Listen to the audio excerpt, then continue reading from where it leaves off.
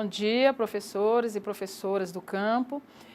Vamos iniciar uma série de aulas hoje sobre a questão da educação do campo. Meu nome é professora Maria Nalva Rodrigues de Araújo, eu sou professora da Universidade do Estado da Bahia há mais de 30 anos e lido com essa questão da educação do campo já faz muitos anos, cerca de 20 anos, vai fazer o ano que vem, que a gente trabalha com essa questão da educação do campo a partir das conferências de 98, 97 e 98. Bom, a gente organizar as aulas de educação do campo da seguinte forma. Pensamos começar, a princípio, com um debate sobre a questão da educação e a formação humana. Depois, uma segunda aula, nós vamos trabalhar com a perspectiva da organização do espaço agrário brasileiro, que a gente chama de questão agrária e modelo de desenvolvimento. No terceiro momento, nós vamos discutir o que é a educação do campo a partir desse espaço agrário e vamos, no quarto momento, discutir a questão da legislação, a questão das conquistas. Então, isso vai estar dividido em umas 5, 6 aulas. Então, hoje, na verdade, a gente vai discutir a questão da educação e da formação humana para a gente compreender como é que o ser humano se forma, quais são os elementos fundantes da formação humana. A partir desse debate, a gente compreender a necessidade da educação, da escola, da formação, e por que os trabalhadores do campo brasileiro necessitam desse acesso à educação escolar e não escolar. Bom, então a gente vai começar compreendendo, fazendo uma pergunta, como é que se dá a construção do ser humano. A princípio, nós vamos ver como é que diferencia, o que diferencia, na verdade, o ser humano na sua essência dos demais animais. A nossa questão central é essa, é pensar por que os seres humanos, diferentes dos demais animais, eles precisam de alguns elementos, de alguns atributos que os animais não têm e que essas questões são necessárias para a vivência humana. Então, pensando a nossa questão, pensar o seguinte, o que diferencia na essência, na sua profundidade, o ser humano dos demais outros animais. Então, diferente dos demais animais, que se adapta à realidade natural, o ser humano necessita adaptar a natureza às suas necessidades vitais. Ou seja, o ser humano precisa transformar a natureza e produzir seus meios de vida, os meios que garantam a sua existência. Os animais, eles necessariamente, o que tiver para eles, eles vão se adaptando. O ser humano, diferente dos animais, eles adaptam a natureza ao seu favor. Eles produzem a natureza ao seu favor. E para transformar a natureza ao seu favor, ele necessita de desenvolver uma atividade fundamental. Essa atividade é a atividade de trabalho. Bom, então, para realizar o trabalho, o que é necessário ao ser humano? Qualquer ser humano, para realizar o trabalho, o que ele faz? Ele necessita, a princípio, a partir de uma necessidade que ele tem, de uma necessidade vital, ele imagina uma solução. Olha só o que o ser humano vai fazer. Ele imagina uma solução, ele planeja, ele faz escolhas e aí ele leva ação. Então, olha a diferença do ser humano para os demais animais. Os seres humanos, para realizar qualquer tipo de trabalho, eles fazem um movimento de pensamento e de ação que os demais animais não fazem. Os demais seres biológicos, para realizar qualquer ação, eles agem de forma direta. O ser humano, diferente dos demais animais, ele tem uma capacidade de pensamento, ele movimenta o que nós chamamos de músculos cerebrais, ele planeja, ele faz escolhas e ele realiza trabalho. Portanto, esta ação fundamental nos faz humanos. Essa ação fundamental nos leva a criar objetos, a criar outras possibilidades diferentes dos animais que não criam. Aí vocês hão de me perguntar, sim, mas os animais também trabalham. Sim, nós dizemos assim, os animais trabalham, mas os animais não desenvolvem este movimento de pensamento e de ação, de planejamento e tal, como os seres humanos fazem. Então, esta atividade fundante do ser humano faz com que o ser humano vá se distanciando da vida biológica, da vida animal. Então, nós humanos criamos novas possibilidades, criamos novos objetos e, a partir do trabalho, o ser humano, enfim, criou todo esse mundo cultural que nós falamos, né? Então, os seres biológicos trabalham, mas eles repetem os mesmos gestos há bilhões e bilhões de anos. Diferente dos animais, os animais, aliás, os animais repetem os mesmos gestos há bilhões e bilhões de anos. Os seres humanos, a cada ação que ele planeja, que ele pensa, que ele faz escolhas, esse ser humano produz um novo objeto e remete para uma nova necessidade. Ao fazer isso, o ser humano também vai produzindo novos conhecimentos. Então, nós vamos diferenciando dos animais justamente por isso. Nós, humanos, produzimos nossos objetos, remetemos para as novas necessidades e os animais repetem sempre o mesmo gesto, né? O Marx, que é um autor lá do século XIX, ele diz assim, que a abelha constrói colmeias, o João de Barro constrói casas de fazer, inveja qualquer arquiteto. Entretanto, esses animais produzem esses artefatos e repetem as mesmas coisas há bilhões e bilhões de anos. Diferente o ser humano, que começou a produzir a sua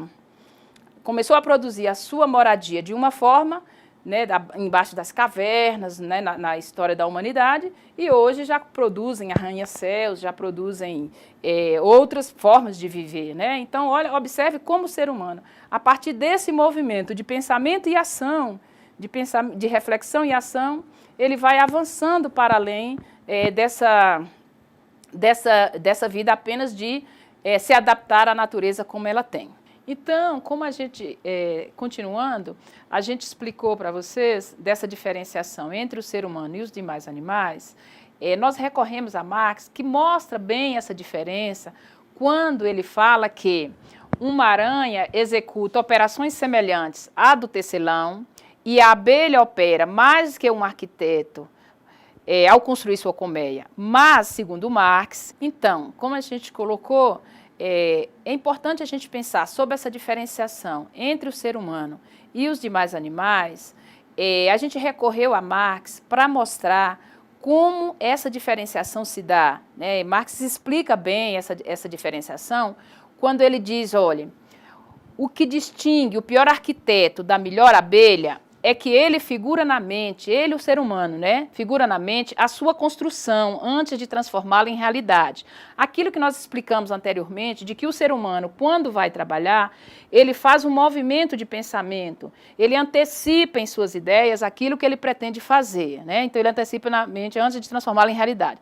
No fim do processo do trabalho, aparece um resultado que já existia antes, idealmente, na imaginação do trabalhador. Então, pensando bem, o ser humano não transforma apenas sobre o material que ele faz. Ele transforma também a si próprio. É isso que nós precisamos de pensar. Então, um trabalho realizado sobre essas bases, um trabalho em que o ser humano figura na mente aquilo que ele vai fazer, esse trabalho potencializa mudanças não apenas no mundo material, mas também na própria pessoa, né? A pessoa também vai se alterar a partir desta realização do trabalho. Nós trouxemos também, então é importante a gente pensar, então, quando o ser humano faz essa diferenciação, ele cria objetos culturais, o que ocorre geralmente? Então, ele realiza um processo de trabalho. Então, diferentemente daquilo que a gente pensa ao longo de nossa vida e que a gente aprende, que trabalho é somente emprego, não, o trabalho é uma atividade importante que vai nos constituindo enquanto humanos. Ou seja, por que ele vai nos constituindo enquanto humanos? Ou seja, não basta a gente apenas ter 2 pés, 2 braços e uma cabeça para se constituir humano. O que vai nos constituindo humanos é esta capacidade que a gente vai tendo ao longo de nossa vida de produzir a nossa própria existência através de um trabalho pensado, refletido, constituído e criando objetos culturais, os quais não existiam antes, mas que a gente, ao transformar a natureza, cria este mundo que a gente chama de processo de cultura.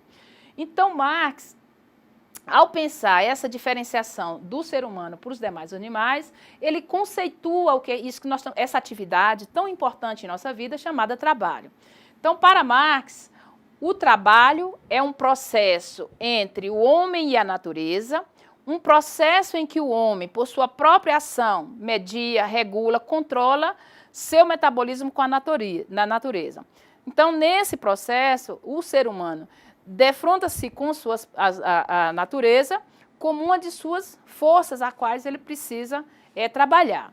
Então, quando a gente pensa em trabalho nessa criação humana, a gente pensa que o ser humano não apenas trabalha com braços ou trabalha com cabeças. Quando a gente está falando desse processo de trabalho, e lembra que nós estamos falando de processos formativos, o ser humano põe em movimento as forças naturais do seu corpo, braço, cabeça, mãos, né, a fim de se apropriar dos recursos da natureza, né, imprimindo nelas uma atividade útil à vida humana. Então, é importante isso. Então, para Marx, a gente atua, assim, então, sobre a natureza externa e modifica essa natureza, ao mesmo tempo que a gente modifica a nossa própria natureza. Então, a gente altera a nossa vida. Então, por exemplo, quando eu penso, falando assim de professores, né? Então, assim, quando eu estou alfabetizando uma criança, desenvolvendo um processo de trabalho pedagógico, de trabalho alfabetizador, o que ocorre? Quando eu tenho na minha frente uma criança, eu penso no trabalho de alfabetização sobre essa criança, o que eu faço? Falando sobre esse exemplo que eu dei anteriormente. Eu penso, né, eu planejo, eu escolho atividades, eu escolho potencialidades e eu realizo esse trabalho com a criança. Ao realizar esse trabalho com a criança, eu altero a natureza desta criança e eu altero a minha própria natureza. Por que eu altero a minha natureza?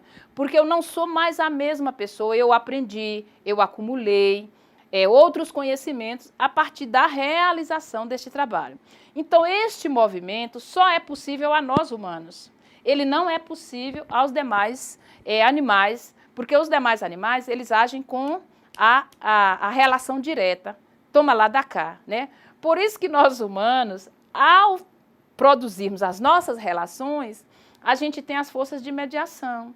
Enquanto os animais, quando você pisa nele, quando você, de alguma forma, acidentalmente até pode ser, você ofende ele, ele reage de forma direta, ele lhe morde, ele pega você e tal. Enquanto que nós humanos não. Se por acaso eu piso no pé de uma pessoa, o que eu volto para ela? Opa, desculpa, então eu medio. Então essa criação é uma criação cultural, ela não é uma criação, e nós humanos aprendemos isso ao longo da nossa vida. Os animais, por mais que você ensine, ele aprende naquela hora, daqui a pouco, como ele não tem esse movimento, ele acaba esquecendo, ok? Avançamos um pouquinho mais.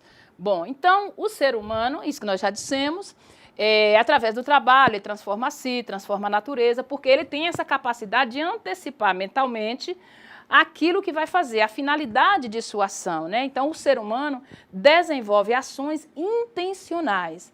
Eu estou colocando tudo isso e vocês devem estar perguntando assim, ó, isso é educação do campo? Calma que nós vamos chegar lá. Então, nós vamos ter essa aula sobre a formação humana, a segunda ainda sobre modelo de desenvolvimento, e no terceiro momento que a gente pegar a educação do campo, aí vocês vão entender que a gente vai fazer essas relações todas. Mas aguenta um pouquinho. Muito bem. Então, ao extrair da natureza intencionalmente os meios de vida, o que ocorre com o ser humano? O ser humano cria o mundo humano, né? O mundo da cultura. Né? Então, é importante a gente pensar sobre isso. Paulo Freire, num livro chamado Importância do Ato de Ler, tem uma passagem dele que ele, ao dialogar com os camponeses, ele coloca bem essa questão, como é que a gente pode criar um mundo humano. Em síntese, o que é que ele diz? Paulo Freire, quando estava na África, ele explicando esse processo de formação e de criação do mundo da cultura para os camponeses, ele dá um exemplo bastante elucidativo que ajuda esses camponeses a pensar o que seria esse mundo biológico que tem os seres humanos, que tem os animais, e esse mundo cultural que nós humanos criamos, e que é a partir dele que nós vamos nos distanciando do mundo animal, do mundo biológico. E depois nós mantemos as duas perspectivas, o mundo animal e o mundo biológico. Então, eu vou ler literalmente essa passagem do livro de Paulo Freire, que depois também vocês podem ver no próprio livro, como é que isso ocorre. O que Paulo Freire coloca? Ele coloca que, ele dá o exemplo, na verdade, de dois camponeses que, mediante uma necessidade que eles tinham, que era no livro relata tudo isso aí, que depois vocês podem acessar o livro, fazer a leitura e observar isso. Ele mostra o seguinte, olha, esses 2 camponeses tinham que colher cacau de um outro lado do rio. Ao chegar nesse lugar para fazer a travessia, que eles atravessavam sempre a pé, o que ocorreu? O rio tinha enchido e esses 2 camponeses não tinham como passar apenas a pé, como eles sempre faziam cotidianamente. Bom, o que eles têm aí? Eles têm aí uma necessidade. A partir dessa necessidade, esses 2 camponeses faz o corte de uma árvore. O que seria esse corte de uma árvore? Então, a partir da necessidade, eles pensaram e foram fazer uso da natureza. O que é a árvore em pé? A árvore em pé é uma natureza. Aí, o que eles fizeram? Então, agora que eu vou ler literalmente. Pedro e Antônio, a partir dessa necessidade que tiveram, então, Pedro e Antônio derrubaram uma árvore, aí eles tiveram uma prática, então seria uma prática pensada. A atividade prática dos seres humanos tem finalidades. Olha aí a ideia do trabalho com finalidade, do trabalho intencional. Eles sabiam que o que queriam fazer, porque já tinham uma necessidade, né? Ao derrubar a árvore, trabalharam, ou seja, exercitaram essa relação de pensamento e ação. Com os instrumentos, não só derrubaram a árvore, mas a desbastaram, depois de derrubá-la. Dividiram o grande tronco em pedaços de toros, que secaram ao sol. Em seguida, Pedro e Antônio serraram os troncos e fizeram tábuas com eles. Com as tábuas, fizeram um barco. Antes de fazer o barco, antes mesmo de derrubarem a árvore, eles já tinham na cabeça a forma do barco que iam fazer. Eles já sabiam para que iam fazer o barco. Pedro e Antônio trabalharam. Bom, o que é que nós podemos pensar sobre isso? Então essa passagem vai mostrando que, com o trabalho que esses 2 camponeses fizeram, Pedro e Antônio, que são os personagens de Paulo Freire, lá do livro Importância do Ato de Ler, eles realizaram um processo de trabalho, eles trabalharam, eles construíram o barco, eles criaram um mundo cultural. O que foi? Então, a árvore, quando estava em pé, era a natureza. A partir da necessidade desses camponeses, eles realizaram esse processo de pensar na mente, de antecipar, de planejar, de realizar uma ação. E ao fazer o barco é o quê? O barco é uma natureza transformada, não é a árvore transformada? Pronto. Então, a árvore transformada em barco agora, pela mediação da ação humana pensada, com a mediação de instrumentos que eles utilizaram, agora eles têm o barco. O barco é o quê? O barco é um produto cultural. Por que é um produto cultural? Porque foi o ser humano que transformou a natureza, é isso que nós estamos chamando de mundo da cultura. Então, toda a nossa existência, geralmente, aquilo que não é a natureza, que não é nos dado pela natureza, é produzido pela ação humana, através do trabalho, e assim é criado, nós chamamos de mundo da cultura. Então, diferentemente daquilo que a gente sempre aprendeu na nossa vida, de que cultura é a arte, não. A arte é uma forma de cultura, mas cultura é esta produção humana realizada através do trabalho. Todos esses objetos humanos, através do trabalho, é a cultura.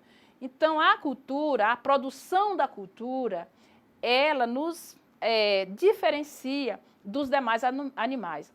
Mas a produção da cultura não se dá sem o trabalho. Portanto, nós afirmamos que o trabalho é uma atividade fundante do ser humano. É uma atividade que nos fundou enquanto ser humano. Não é que o trabalho criou nossos pés e nossos braços, mas o trabalho pôs em movimento pés, braços, cabeça, corpo e coração. Pôs em movimento e nos permitiu, inclusive, de ficarmos de pé. Vocês vão de saber que o ser humano andava com as mãos ao chão.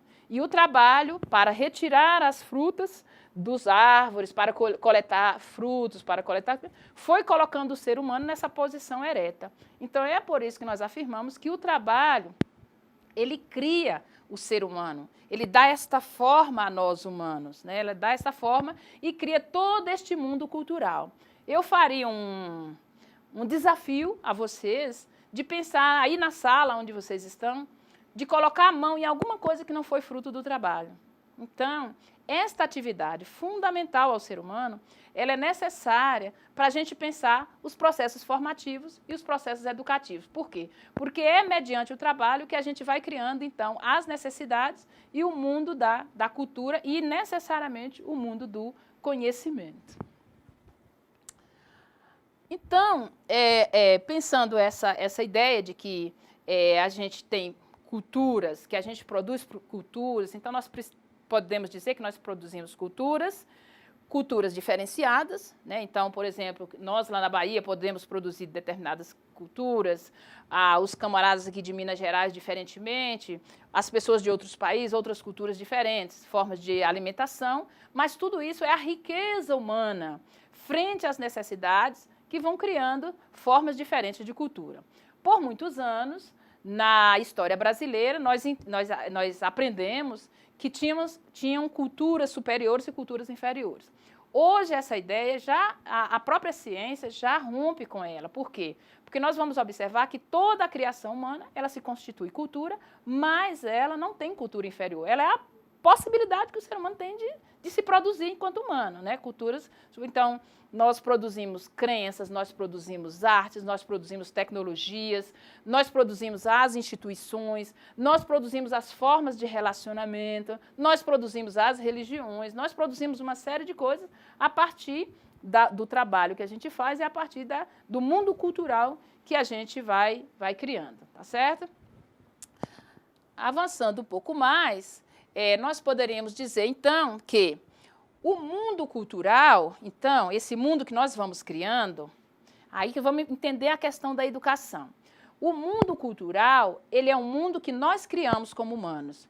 O mundo biológico, ele é um mundo que a gente já tem. Então, por exemplo, essa estrutura que eu tenho como professora, como ser humano eu já tenho essa estrutura biológica. Mas, para eu acessar o mundo da cultura, enquanto humano, eu preciso de um processo educativo. Eu preciso de alguém que me ajude a acessar esse mundo cultural, tá certo? É aí que nós vamos falar da importância da educação. Então, o mundo da cultura é criado, o mundo da biologia, nós já trazemos eles. Então, por exemplo, se você é pai e tem olhos verdes, ou olhos pretos, ou olhos castanhos, ou as suas características físicas, o seu filho provavelmente herdará isso pela genética. Mas, se você hoje está fazendo um curso de pedagogia, enfim, os conhecimentos que você adquiriu ao longo da vida, o seu filho, se nascer hoje, ele não tem esses conhecimentos. Como é que ele vai conseguir esses conhecimentos? Se alguém ensinar, né? E aí eu não tenho nenhum pudor de falar que o ser humano ensina e que o outro aprende também. E que este que aprende também pode ensinar. Então, essa relação de ensinar e aprender, ela era própria dos humanos. O certo é que, para que o ser humano acesse o mundo da cultura, é necessário de outro ser humano mediando, é necessário de outro ser humano ensinando. Senão, você pode ser um doutor e ter um filho, se você nunca ensinar nada para ele, ele vai crescer e nunca vai alcançar um nível de doutorado. Se você quiser que ele alcance o mundo da cultura, que ele acesse a leitura, que ele acesse a escrita, que ele acesse outros conhecimentos na vida, é necessário que intencionalmente a gente ensine ele. Então, nas últimas décadas no Brasil, a educação brasileira, ela foi por um campo que diz que ninguém ensinava nada a ninguém. Pronto, se ninguém ensina nada a ninguém, ninguém ensina, então as crianças foram crescendo aí e o fracasso brasileiro nós estamos vindo aí na leitura, na escrita, porque se ninguém ensina, parece que as pessoas aprendem por osmose. Então, eu estou defendendo aqui de que, se a gente quiser que o camponês, que o trabalhador do campo, ele acesse ao mundo da cultura, o mundo do conhecimento, sistematizado, do conhecimento científico, é necessário que intencionalmente a gente brigue por políticas públicas, por escolas no campo, que a gente brigue por educação, que a gente brigue por políticas culturais, enfim, que a gente tenha acesso a esses conhecimentos. Não foi à toa que, ao longo da história brasileira, os camponeses não tiveram acesso à escola. E por que eles não tiveram? Eles não tiveram acesso à escola e depois hoje olham para nós e dizem assim, os camponeses são a maioria dos analfabetos no Brasil. Porque ele não aprendeu a ler, não é porque ele é ruim, não é porque ele é burro, não é porque ele não quis aprender, porque ele teve má vontade. Ele não aprendeu a ler, ele não ensinou, porque no nosso país não teve políticas públicas para ele. Ele não aprendeu a ler, ele não acessou a escola, porque o camponês foi alijado desse direito. Então, dessa forma, nós estamos dizendo o quê? Que o mundo da cultura, o mundo cultural pode ser acessado por todos, mas é necessário que a gente crie as possibilidades. É por isso que na educação do campo a gente briga. A gente briga para que a escola do campo chegue lá, para que o camponês, para que o trabalhador do campo, para que as mulheres, para que as crianças, para que todos os seres humanos possam ter acesso à educação. Então, a educação, tanto escolar quanto não escolar, é uma forma de mediação, para a gente acessar o mundo da cultura. Então, a criancinha, desde lá do dia que ela nasce, a gente começa a ensiná-la. E a gente começa a ensiná-la o mundo da cultura, né? Se deixar uma criança fazer o que ela quer, do dia que ela nasce, então ela vai mamar a hora que ela quer, ela vai fazer xixi a hora que ela quer, mas a gente vai educando, que nós estamos dizendo, educando o biológico dela, a gente vai educando o mundo biológico para que ela acesse o mundo cultural. Então, a gente bota horários. Quem é que criou o horário? O horário é uma dimensão cultural. O horário não é horário. Quer dizer, aí você vai dizendo que você vai internalizando nela a vestimenta, então ela tem que vestir alguma roupa, ela não pode andar nu. Isso é uma invenção cultural. Você vai colocando horários de mamadas, né, nos bebezinhos e tal. Se a gente não criar ele dessa forma, já tem experiências de crianças que foram abandonadas, que eles acabam imitando os animais, vivendo como os animais. Por isso a importância da educação para a gente acessar esse mundo humano, né?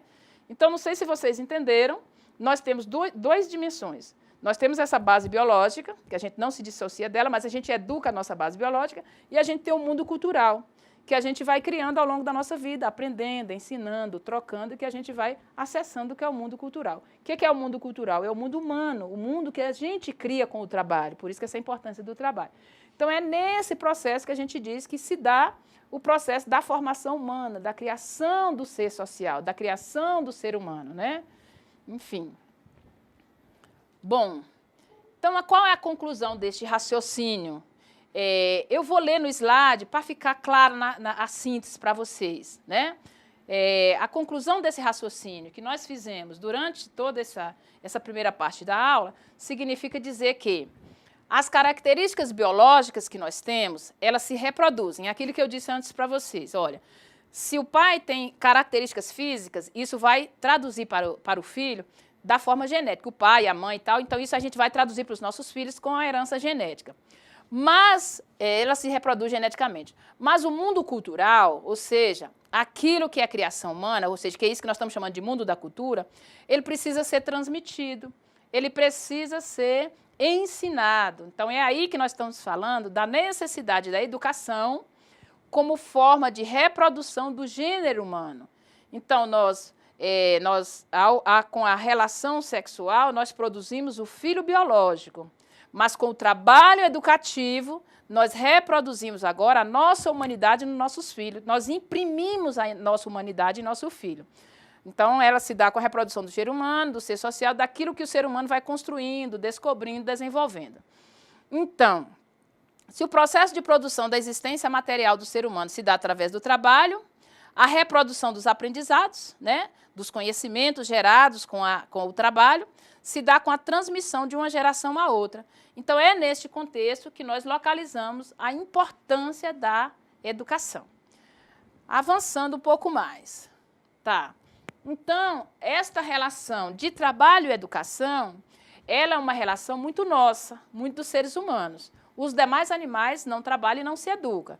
Mas nós, humanos, né, nós trabalhamos e nós educamos. O professor Demerval Saviani, da Unicamp, ele disse que, rigorosamente, trabalho e educação são atividades especificamente humanas, né? E só nós, os humanos, podemos realizar esta atividade de trabalhar e de se educar, né? Então, na medida em que a gente desenvolve trabalho, a gente se educa. Na medida que a gente educa, a gente vai usufruindo daquilo que a gente produz através do trabalho. Bom, então, a pergunta agora para nós é, e o que é educar? Né? Nós dissemos, o que é educação? Nós fizemos todo esse processo para mostrar como é que isso se dá no processo de formação humana, mas agora nós queremos perguntar o que é educação. Para esta resposta, nós recorremos à própria LDB, a própria Lei de Diretrizes e Bases da Educação Brasileira, no seu artigo 1º, ela deixa claro para nós o que é educação. E nós vamos levantar de novo esse conceito, nós vamos retornar a ele quando a gente estiver lá na aula 5, aula 6, que a gente for falar da questão metodológica, ok? Mas agora é importante a gente ir lá na LDB para a gente entender como é que a LDB conceitua a educação. Mas tem outros conceitos de educação, tem conceito de Brandão, tem conceito do próprio Saviani, tem conceito de outros autores, tem conceito do Durkheim, que é numa perspectiva mais positivista e tal.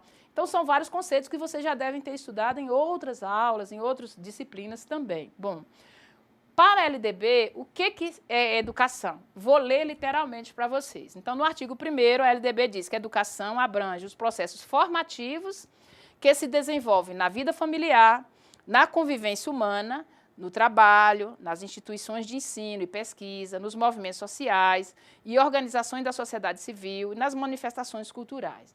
Então, o conceito da LDB, ele é um conceito bastante amplo de educação.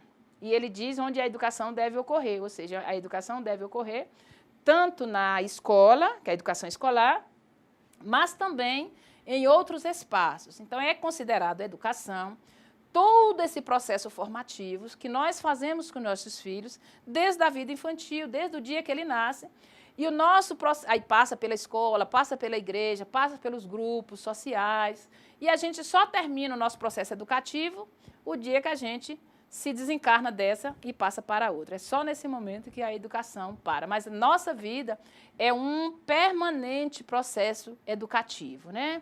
Onde a educação ocorre também.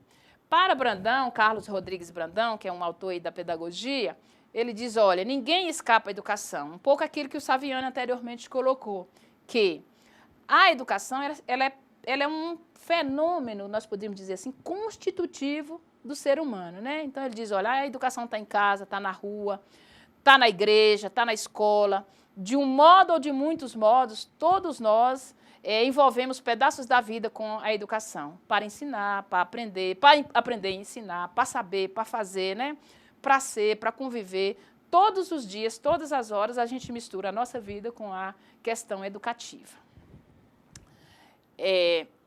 Então, assim, para desenvolver um trabalho educativo, é importante a gente pensar assim, aquilo que a gente colocou anteriormente, ninguém educa se a gente não tiver intencionalidade de educar. É importante a gente dizer isso, porque às vezes as pessoas acham que as pessoas por si só vão... Não, a gente precisa ter intencionalidade. Bom, se eu quero que meu filho, minha filha, os meus companheiros, os meus vizinhos, as pessoas com as quais eu convivo, elas tenham determinados comportamentos, eu preciso ensinar. Não dá, eu preciso realizar um trabalho educativo, né?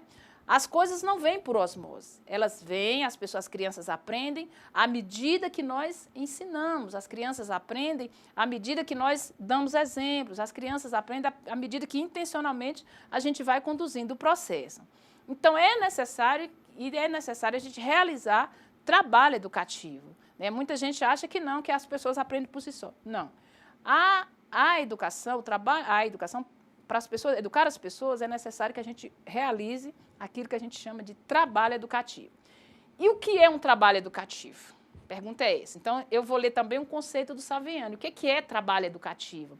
Saviani defende trabalho educativo como ato de produzir direta e intencionalmente, em cada ser humano, em cada indivíduo singular, a humanidade que é produzida histórica e coletivamente pelo conjunto dos homens, né? Em outras palavras, Saviani deixa claro para nós que o mundo, a sociedade, a humanidade, ela produziu um arcabouço de coisas, né? Uma humanidade infinita de coisas. E o que é o trabalho educativo? É, a partir desta construção da humanidade e a partir do indivíduo singular que eu tenho, eu ajudar, eu produzir, eu trazer para este indivíduo singular aquilo que a humanidade produziu de humanitário. Então, é realmente um trabalho que a gente faz de mediação entre o que está produzido culturalmente para as pessoas que ainda não acessaram esses tipos de conhecimento. E aí não vale só a questão da educação escolar, como a gente colocou no conceito anterior. Aí a educação, o trabalho educativo, ele pode ser realizado, ele deve ser realizado em todas as atividades, né? Então, a gente lembra aqui, por exemplo, da mãe, que educa a criança. Então, intencionalmente, ela educa a criança desde a hora que ela nasce, né? E aí vai acompanhando isso. Nós temos um momento de passar pela escola, né? Nós temos um tempo que a gente passa pela escola, que o nosso processo educativo continua.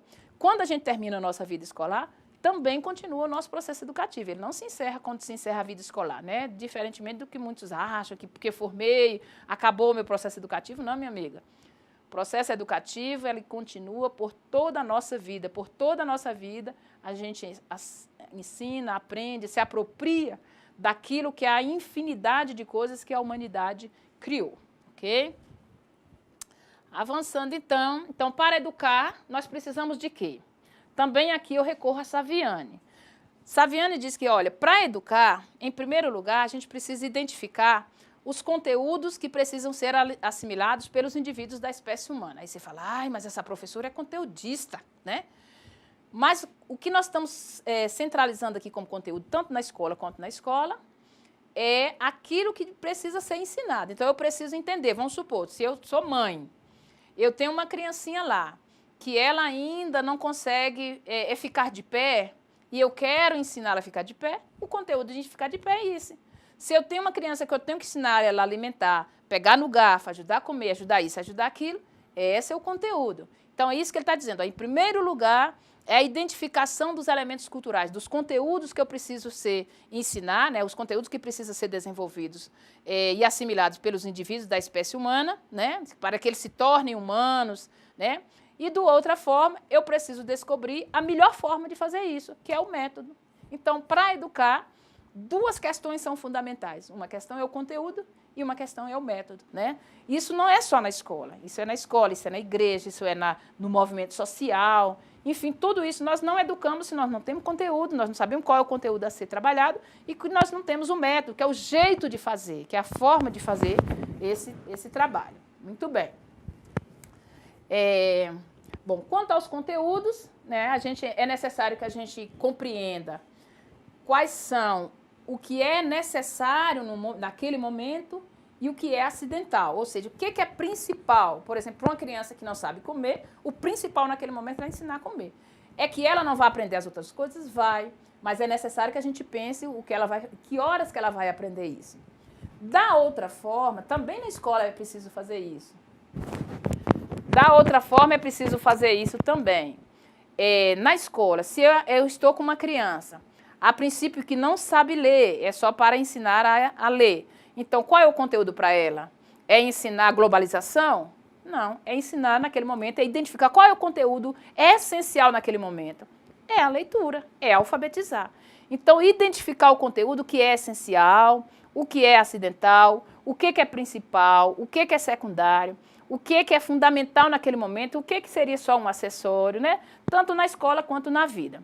E quanto ao método, o que seria o método? É pensar as descobertas e as formas mais de desenvolvimento desse trabalho, as melhores formas, né, que a gente pode desenvolver os meios, os conteúdos, o espaço, o tempo, os procedimentos. Isso é a forma do método, é aqui alguns chamam de metodologia, que na verdade a metodologia é o estudo do método, né? Mas é importante a gente pensar, então, esses dois elementos, conteúdo e método, são elementos que não se separam no processo educativo e que são essenciais para o processo educativo. Ok, então, avançando um pouquinho mais. Bom, a pergunta agora para nós é perguntar assim, ó,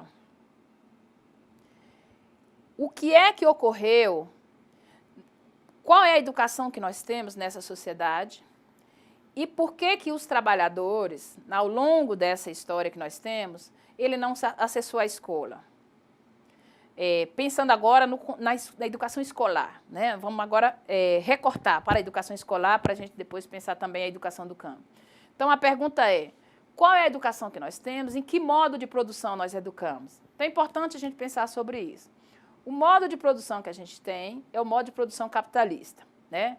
Esse modo de produção existe desde que existe a humanidade? Claro que não, né? Esse modo de produção é um modo de produção muito recente na história da humanidade, né? É um modo de produção que é fruto de 3 revoluções, né? A Revolução Inglesa, a Revolução Industrial, a Revolução Francesa, que é uma revolução política, e a revolução na forma de pensamento, que é chamada de revolução científica, né? Do triunfo da razão, do triunfo da ciência e tal. Muito bem.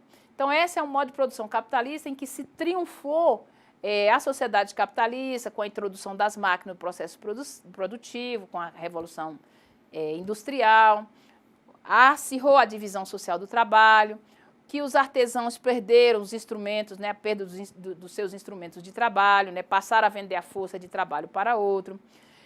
Os operários, ao invés de fazer o trabalho por inteiro, passaram a não fazer o trabalho por inteiro, mas apenas uma peça do produto. Então, todas essas mudanças no processo de mudanças da sociedade anterior para a sociedade industrial, a sociedade capitalista, ela vai alterar as formas de educar na escola. Ela vai alterar essas formas. Por que a gente está colocando isso? Apenas de forma bem introdutória, porque vocês devem ter estudado isso já em outras áreas do conhecimento.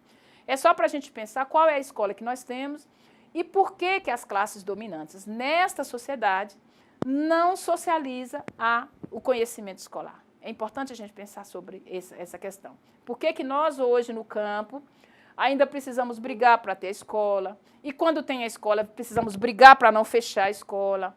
Por que as elites estão tão interessadas que nós não tenhamos acesso ao conhecimento sistematizado? Então, isso não é de hoje. Essa história das elites não querer que o trabalhador tenha acesso ao conhecimento não é de hoje. Isso está nas sociedades desde a introdução da propriedade privada, lá 200 anos antes de Cristo, perpassando pela sociedade escravista, feudal, mas nós vamos focar na sociedade capitalista. Então, o conhecimento nessa sociedade, ele chega para nós de forma bastante limitada, né? Mas para as classes dominantes, ele chega de forma bastante grandiosa. Ou seja, que importância tem o conhecimento, né? Por que o trabalhador não acessa esse conhecimento sistematizado? Será que ele tem algum valor nessa sociedade? É importante a gente pensar sobre isso, para que, em determinados momentos, a gente compreenda, porque nós, trabalhadores do campo, nós, trabalhadores da cidade, para nós chega a escolinha cai não cai, para nós chega a escolinha ruim, para nós chega o professor despreparado, para nós chega a escola quebrada, a escola que não tem um assento decente para a gente sentar, né? E que a gente acaba não tendo uma escola de qualidade. Então, essa escola de qualidade, que é o que a gente queria conversar com vocês, é que ela é uma escola que ela foi pensada intencionalmente pelas classes dominantes para que a gente não tivesse acesso ao conhecimento científico, né? Vamos avançar um pouquinho mais aqui.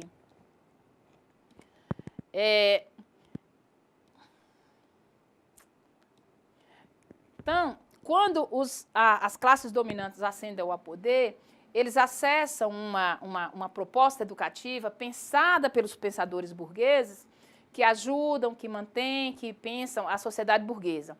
Nós recorremos aqui a um pensador da didática, que o pessoal da pedagogia conhece bastante, que é o pensador Comênios, né?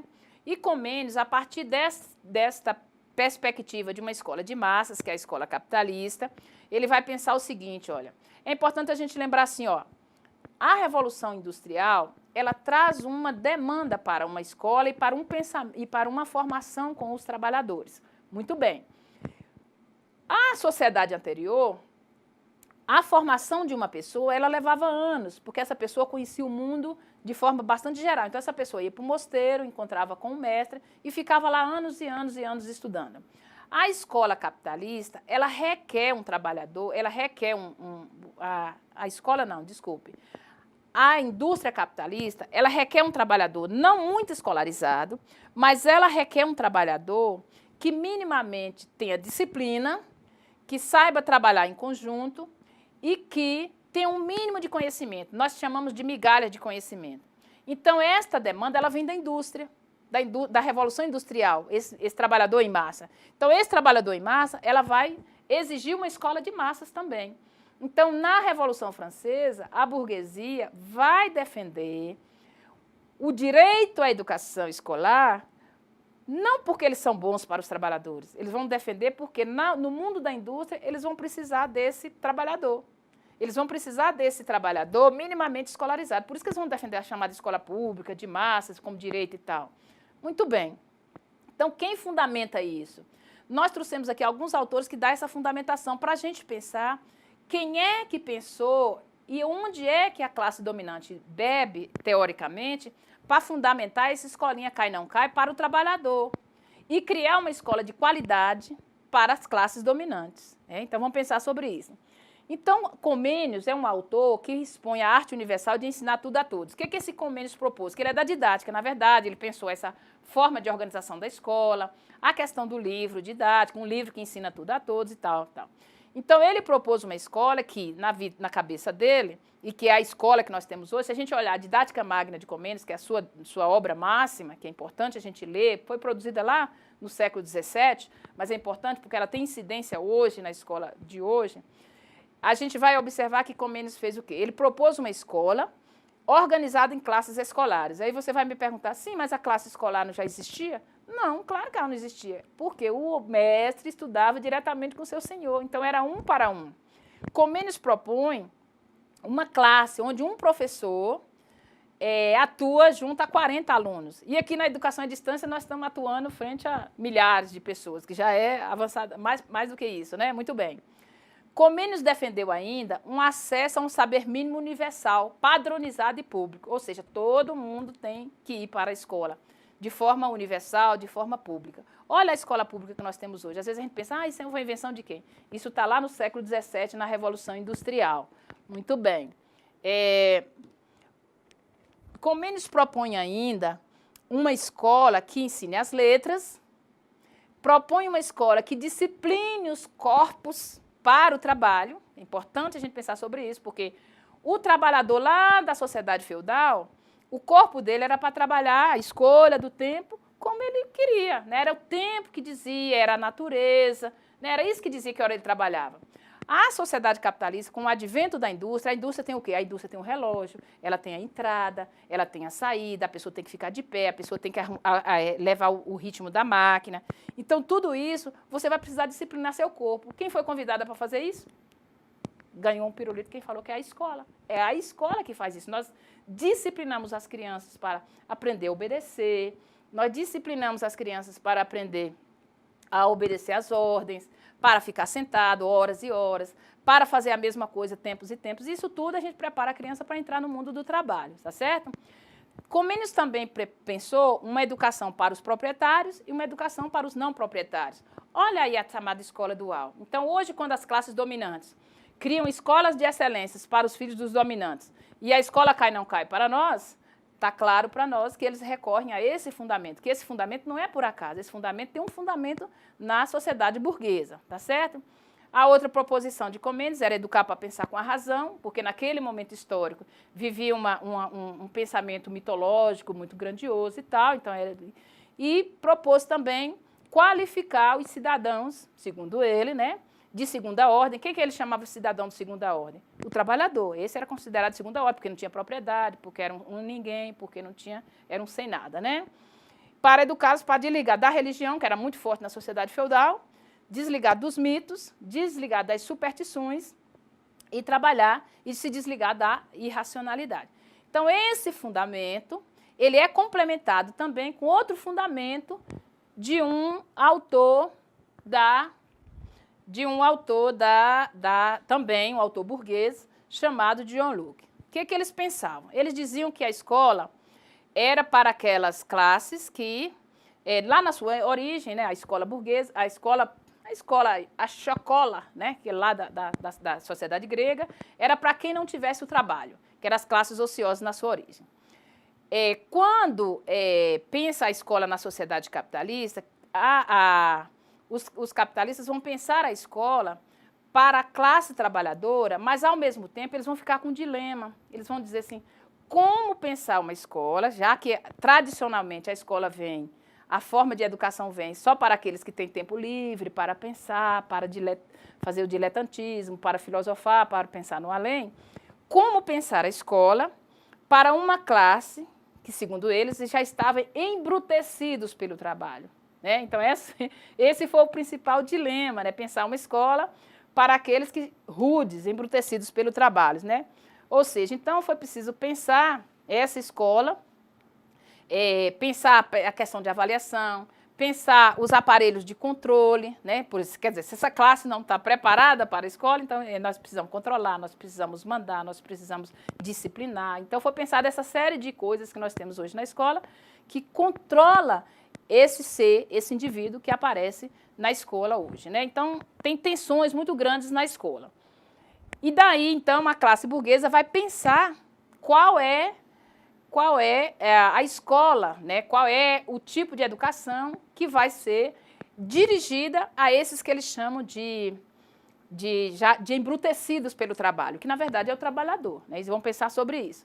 Eu queria literalmente ler uma citação de John Locke, que é um dos inspiradores da educação moderna, da educação liberal, da educação capitalista, pensar o que é que ele pensou para a educação dos trabalhadores e para a educação das classes dominantes. Aí eu quero ler literalmente. O que diz John Locke? Ele disse, olha, ninguém está obrigado a saber tudo. O estudo das ciências, em geral, é assunto daqueles que vivem confortavelmente e dispõem de tempo livre. Aqui eu faço uma pausa. Esse que vive confortavelmente e dispõe de tempo livre é o trabalhador? É o trabalhador do campo? É o trabalhador da cidade? Provavelmente não. Então ele disse, olha, ninguém está obrigado a saber tudo. O estudo das ciências, o estudo mais aprofundado é para esses. Aí ele vai dizer, olha, agora ele vai falar dos trabalhadores. Olha, os que têm empregos particulares devem entender as funções. E não é insensato exigir que pensem e raciocinem apenas sobre o que forma a sua ocupação cotidiana. Ora, em outras palavras, bem, então, nós estamos falando dessa ideia da escola pensada pela classe burguesa, pensada pelas classes dominantes a partir das revoluções burguesas, especialmente da Revolução Industrial, que foi necessário um projeto de educação, mas, ao mesmo tempo, para as classes dominantes, eles queriam dois tipos de educação. Então, nós falamos agora de John Locke e vamos ver outro teórico burguês que também pensou um processo educativo para os trabalhadores, mas também na mesma perspectiva de que, para as classes dominantes, um tipo de educação, para os trabalhadores, era importante eles irem para a escola, mas para eles outro tipo de educação. Esse outro autor é Adam Smith, né? Todo mundo conhece Adam Smith pela dimensão da economia, né? A riqueza das nações, a sua obra máxima e tal. Mas nessa mesma obra, num capítulo onde ele fala da educação do jovem, ele deixa claro também qual é a sua proposta de educação, qual é a proposta de educação que vai servir à classe burguesa. Então, esse autor, ele deixa claro que para o Estado é importante que o Estado tem que propor educação para os trabalhadores, mas ele deixa claro isso, de que, embora as pessoas comuns, né, não possam ser, em uma sociedade civilizada, ser tão bem instruída como as pessoas de posição e fortuna, eles podem aprender as matérias mais essenciais da educação, ler, escrever, calcular em idade tão jovem, que é a maior parte daqueles que precisam ser formados para as ocupações mais humildes, né? Tem tempo para aprendê-los antes de empregar-se em tais ocupações. Bom, da mesma forma que John Locke, Adam Smith também deixa claro, ou seja, para as classes dominantes, um tipo de escola, um tipo de educação, para as classes dominadas, aí, novamente, eles acreditam que as classes dominadas não têm essa condição de acessar esse conhecimento elaborado e que, portanto, o conhecimento elaborado tem que ser das classes abastadas. E as classes trabalhadoras apenas a educação básica, elementar, né? Eles colocam ler, escrever e calcular, e pensar sobre aquilo que eles iam ocupar na posição da indústria. Bom, pensando sobre isso, é importante a gente pensar também os autores que, do ponto de vista dos trabalhadores, também pensaram uma proposta educativa, ou seja, nessa importância que tem a escola para a classe trabalhadora, também outros autores foram pensando assim, né? E um desses autores é Antônio Gramsci. Antônio Gramsci, que foi um intelectual italiano, tem uma teoria política, uma teoria de Estado, enfim, mas no nosso caso da educação, ele rejeitou profundamente essa proposição da classe burguesa de uma escola amesquinhada, de uma escola precarizada para os trabalhadores. Então, veja o que diz Antônio Gramsci. Ele diz, olha, tanto o estudo como o trabalho são uma atividade que exige extremos cuidados, né, e máxima seriedade. Ele diz, olha, nenhuma contingência histórica ou social justifica aligeramentos, protecionismos, rebaixamentos de qualidades, avitamento das condições de métodos dessas atividades. Ou seja, em outras palavras, Gramsci também deixa claro que esta educação precarizada, que a classe burguesa propõe, não condiz com aquilo que a gente requer para a classe trabalhadora. Então, a gente recorre a esse autor para pensar a questão da educação do campo, ou seja, para pensar de que qual é a educação do campo que nós queremos? É a educação do campo, como pensou as classes dominantes, de que uma educação rica em conhecimentos, em qualidade, para as classes dominantes e para os trabalhadores apenas migalhas de conhecimentos, ou conhecimentos apenas que ajudem na sua vida cotidiana, ou a gente pensa, como Antônio Gramsci, de que nenhuma contingência histórica justifica aligeiramentos, rebaixamentos, aviltamentos das condições de educação. Né? Vamos pensar sobre isso. Um autor brasileiro que trabalha na perspectiva também, um autor brasileiro que trabalha na perspectiva também de uma educação para a classe trabalhadora, rejeitou também essa proposição da classe burguesa de uma educação amesquinhada para os trabalhadores, foi Florestan Fernandes. É importante lembrar que Florestan Fernandes vem, como diz ele, dos de baixo, ou seja, faz parte da classe trabalhadora, ele não conheceu seu pai, a sua mãe foi empregada doméstica, mas Florestan Fernandes acessou o conhecimento científico com muitas lutas e tal, e de forma individual ele acessou o conhecimento científico, chegou a ser um professor respeitado e titulado na USP e respeitado em outros países do mundo pela teoria sociológica que ele produziu. Muito bem, esse professor Florestan Fernandes deixa claro para nós também, quando ele pensa o processo educativo, a educação pública, ele diz que não há, na verdade, não deve, na verdade, a educação do trabalhador ser esta que é a educação que a classe burguesa propôs. Ou seja, não é aquela educação apenas sobre a gente formar e ser educado para as nossas atividades cotidianas. Ou seja, Florestan Fernandes diz, olha, para os trabalhadores é importante que eles acessem ao conhecimento não apenas para o trabalho, não apenas, quer dizer, pode ser para o trabalho também, mas não apenas para o trabalho. Os trabalhadores precisam acessar o conhecimento também para comandar. Por quê? Por que a classe dominante domina? Por que ela comanda? Entre outras coisas, porque são donos dos meios de produção e também são donos do conhecimento. Então, o conhecimento ele é fundamental para que a classe trabalhadora organize suas lutas, para que a classe trabalhadora organize sua vida, seu processo produtivo, suas relações. Então, ele é importante para esta dimensão. Então, não é apenas uma educação para explicar o imediato, para explicar a cotidianeidade que a gente já tem no campo. A educação do campo precisa trabalhar na perspectiva de uma educação sistematizada e de uma educação aprofundada que permita a este trabalhador não apenas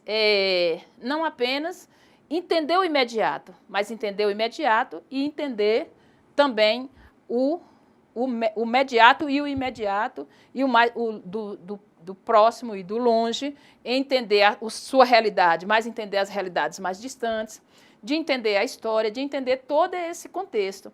Então, somente a partir daí é que a gente pode pensar um projeto educativo para os trabalhadores. O professor Saviani, que é um professor brasileiro, que é um autor brasileiro, ele diz assim, olha, a função social da escola, embora a classe dominante diga que a escola é para apenas dominar corpos e corações, para que os trabalhadores ocupem funções no mundo do trabalho, e a gente, às vezes inadvertidamente, a gente diz, a escola tem que trabalhar com a realidade. Nós estamos dizendo, a escola parte da realidade, mas a escola não pode partir e permanecer na realidade tão somente imediata. A realidade é um ponto de partida. O professor Saviani diz que a escola existe para propiciar às populações a aquisição do saber elaborado, ou seja, do saber científico, bem como os rudimentos desse saber. Ele diz que a escola precisa se organizar a partir disso. Ele chega a afirmar, ele faz uma afirmação que eu gosto muito, que ele diz, olha, o papel da escola não é mostrar a face visível da lua.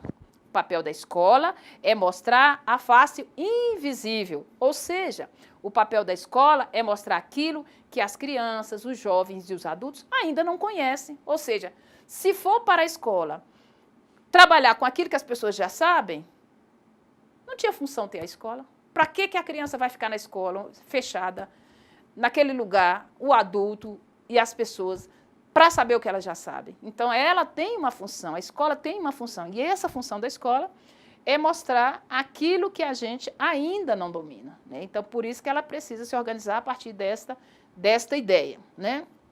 Então, para fechar a nossa aula, pensar um pouco sobre a finalidade dessa aula, é importante algumas questões que eu vou deixar aqui claro para vocês, né? Primeiro, as escolas do campo. Qual será a função principal da escola? É manter o conhecimento que os estudantes já sabem, né? Que tem muita gente que se propõe para isso. Muita gente da educação do campo, inclusive. Porque a educação do campo tem que trabalhar com o cotidiano das crianças. Ao nosso ver, o cotidiano ele é um ponto de partida, mas ele não pode ser ponto de partida, permanência e chegada, né? Então, ele é um ponto de partida. Então, a pergunta é para a gente pensar. A educação do campo, as escolas do campo, qual é a sua função principal, né? O que é que a gente pode fazer, por exemplo, com aquelas milhares de jovens, adultos e crianças que ainda não conseguem ler, não conseguem escrever? Então, a nosso ver, a escola tem a tarefa, tem a função de criar as condições para que essas pessoas acessem o saber elaborado, né? Ou seja, compreendendo esse conhecimento, o conhecimento elaborado, esse conhecimento clássico, como aquele conhecimento que ajuda a gente a melhorar a nossa relação com a natureza, nossa relação com as pessoas, né? Nossa relação com o ambiente, nossa relação com a terra, nossa relação com a luta social e por aí vai, tá certo? Então, para finalizar, a gente deixa essas questões aqui para vocês, para pensar sobre isso, e aí a gente pensa um pouquinho sobre essa, para refletir e a gente engatar a próxima aula, né, que a gente vai discutir educação do campo e modelos de desenvolvimento. Então, a pergunta para vocês é essa. O que é que ocorreu com a classe trabalhadora brasileira, especialmente o pessoal do campo, que a gente, no Brasil, nós temos índices tão baixos? Pensa um pouco sobre isso, né? Quais são as causas desse fracasso no campo? Ou seja, os índices educacionais no campo brasileiro são extremamente baixos, né? Então, a gente vai pensar um pouco sobre essas questões e a gente vai buscar explicações nos modelos de desenvolvimento que vai fazer parte, então, da aula 2, ok? Muito obrigada.